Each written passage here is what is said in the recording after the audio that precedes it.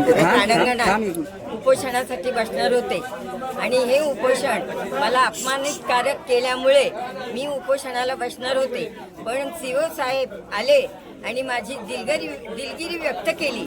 यापुढे असं घडणार नाही असं सांगून त्यांनी माझी दिलगिरी व्यक्त केली आणि इथे मी माझा विषय मी संपवला आहे. आणि गावकऱ्यांना शिवाय बोलले की तुम्ही जो विषय घेतलात, ज्या वेळेला माझा अपमान केला तो कसला होता, गावाचा मोर्चासाठी होता. तो मोर्चा माझा वैयक्तिक नसून गावकऱ्यांचा होता आणि त्या गावकऱ्या DP घरपट्टी आणि पाणीपट्टी दरवाढ हे झालेलं आहे.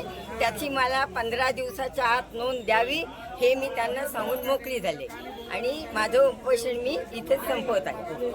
असा मोटिव्ह नव्हता तुमचा अपमान करायचा आणि जर तुम्ही दुखावला गेला असेल त्यासाठी मी दिलगिरी व्यक्त करते.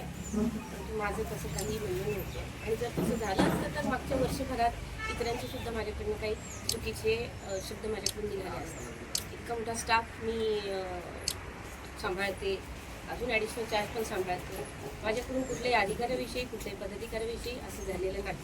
पण जरी तुम्ही दुखावला असेल तर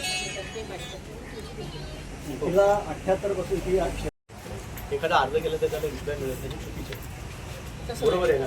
त्यांनी जी काय माहिती द्यायला पाहिजे आणि सगळ्यात महत्त्वाचं म्हणजे याच्यापुढे तसं होऊ नये याची तुम्ही जरा कृपया काळजी घ्या.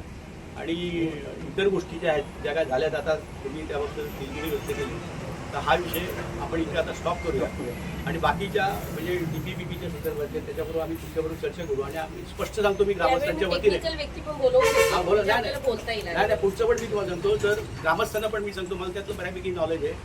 DP-मध्ये जर यांनी हे नाही केलं, चेंज नाही केलं म्हणजे जे रितसर आहेत कायदेशीर आहेत, उदाहरण मी तुम्हाला एकच सांगतो. साबाईनगर रितसर एने प्लॉट आहेत बरोबर, एक पण घर ना दाखवले, पलीकडची वाडी ना दाखवली, शिरोली वाडी ना दाखवले, सोमजाई वाडी ना, आणि आपले जे प्लॉट आहेत आठवले डॉक्टरांच्या पलीकडचे एने झालेले तिथे असलेली अधिकृत घरं ती पण नाही.